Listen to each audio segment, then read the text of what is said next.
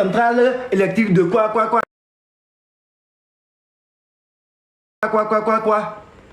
Aujourd'hui, il y a encore des délestages dans le pays. La société est ruinée. Et quand bien même vous ne payez pas l'électricité, vous vous permettez d'augmenter les frais, les frais jusqu'à 12%. Parce que vous avez besoin d'argent pour payer les dettes.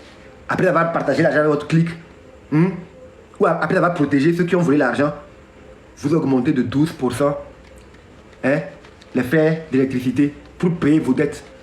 Et ceux qui ont détourné les sommes là, ils sont en liberté. Ils occupent encore des postes d'honorabilité.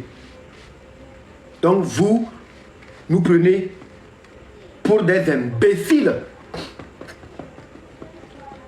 Vous nous prenez pour des imbéciles. Vous nous prenez pour des imbéciles. Genre oui, le Togolais, il est fait pour être gouverné. Il n'est pas intelligent, il n'a pas de personnalité. Il est là pour les distractions.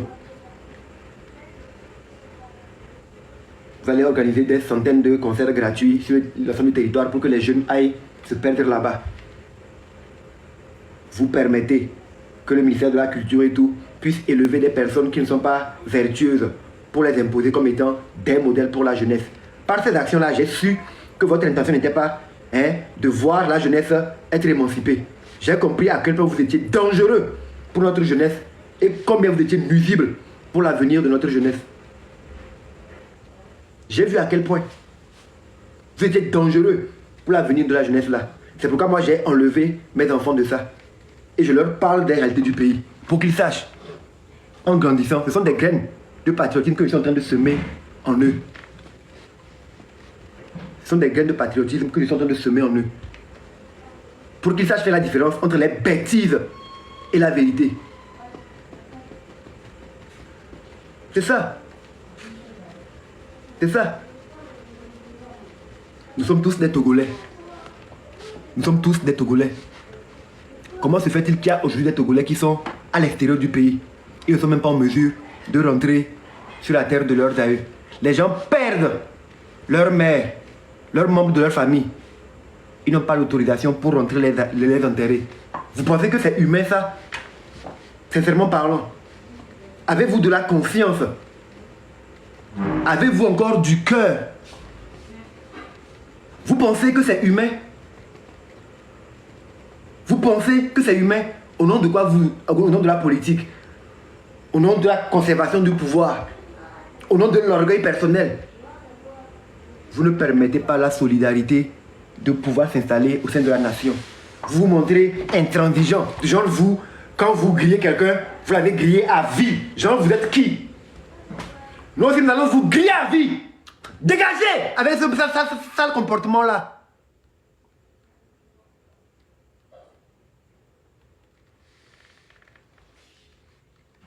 Ça vous va mieux. Quand vous criez dessus comme ça, quand vous nous amenez à vous parler comme ça, vous êtes content? Vous êtes content qu'on vous parle comme ça? Est-ce qu'on est obligé d'en arriver là? Est-ce que nous sommes obligés d'en arriver là? C'est vous qui nous obligez à nous comporter comme ça. Parce que pendant des années, nous vous avons parlé avec la manière, la méthode, mais nous avons toujours pris sur nous de dire les vérités essentielles pour attirer votre attention sur ce qu'il faut faire, ce qu'il faut poser comme action pour apaiser les cœurs, travailler à réconcilier vraiment les fils et filles du pays. Mais non, vous voulez faire ce que vous voulez. Vous voulez agir à votre guise parce que vous vous êtes pris pour un Dieu. Donc moi je vais vous réveiller. Moi je vais vous réveiller. Et je suis sûr qu'actuellement là, vous avez déjà commencé à sortir un peu de votre sommeil. Parce que depuis que vous avez pris le pouvoir en 2005 à aujourd'hui, personne, un citoyen ordinaire, ne vous a autant parlé avec précision et véracité comme je le fais. Je ne suis pas en train de vous calomnier. Je m'appuie sur des faits qui sont palpables. Je vous mets devant vos responsabilités. Personne ne vous a jamais mis devant vos responsabilités aussi courageusement comme je suis en train de le faire. Donc vous devez comprendre quelque chose. Vous devez comprendre un grand message. Vous devriez comprendre un grand message. Et je parle sans aucune crainte. J'ai dit, je m'offre en sacrifice. Si je dois être le dernier Togolais qui va tomber pour que vous dégagiez ou que ce système diabolico-satanique imposé pour maintenir les Togolais dans la pauvreté puisse tomber là. Moi, j'offre ma vie pour ça. Parce que trop, c'est trop. J'ai envie de voir mes enfants grandir dans un autre Togo. Parce qu'ils le méritent. De belles personnes. Des âmes innocentes. Et ils sont pleins comme ça, ces enfants innocents, dans ce Togo.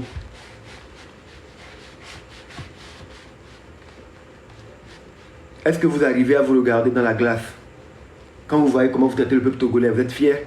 Si vous êtes fiers, c'est que, sincèrement, excusez-moi, si vous vous regardez dans la glace et vous êtes fiers de l'état du Togo, vous êtes fiers de votre mode de gouvernance, vous êtes fiers de vos 20 ans passés et vous vous êtes que oui, j'ai fait quelque chose, sincèrement, excusez-moi, c'est pas pour être méchant, mais c'est la vérité des vérités.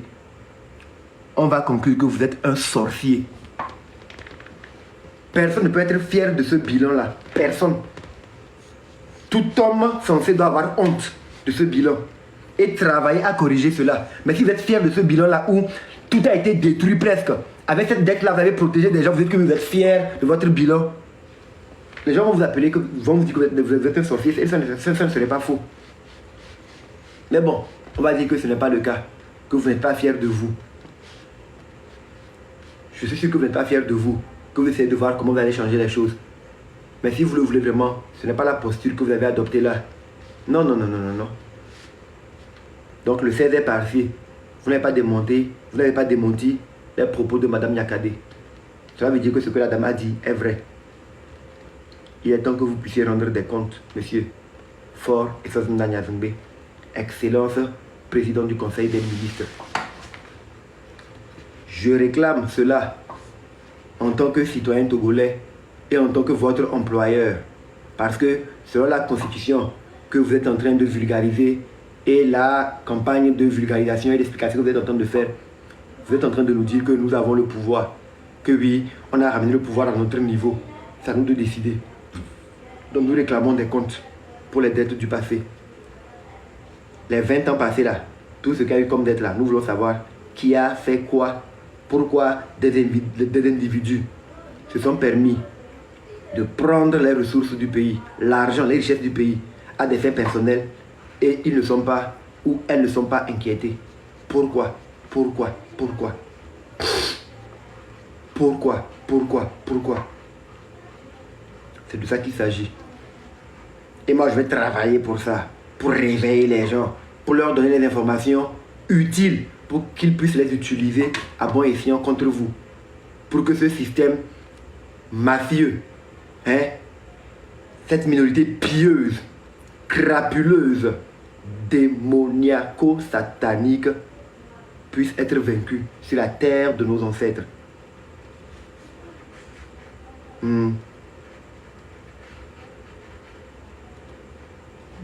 Moi, je me sens même plus Nyasingbe. Je me sens même plus le fils d'Adema. Oui, oui, oui, oui, oui.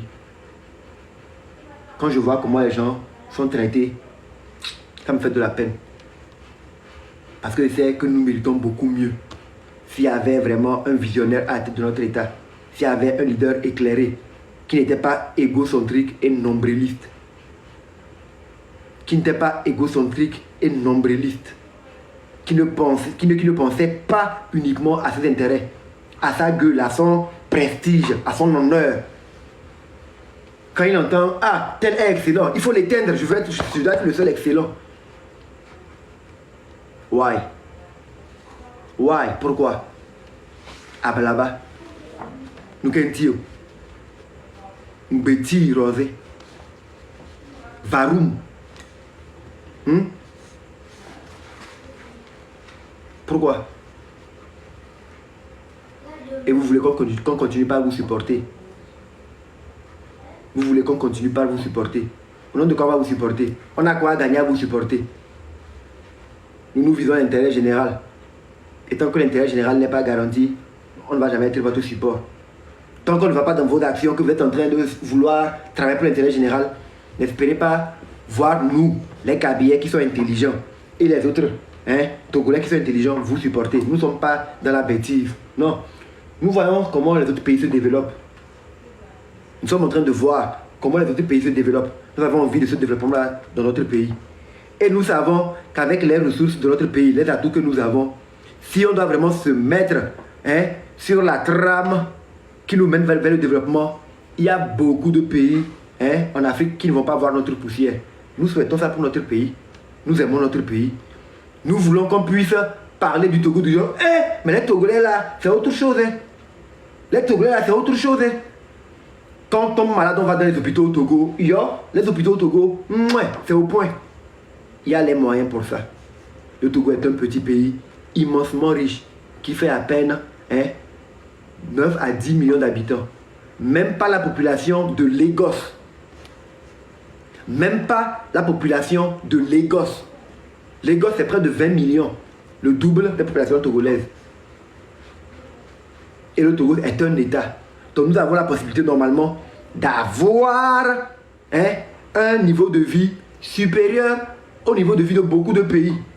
Le Nigeria, c'est près de 200 millions d'habitants. Près de 200 millions d'habitants. Le Togo, 56 600 km². À peine 10 millions d'habitants. Même pas la ville de Lagos.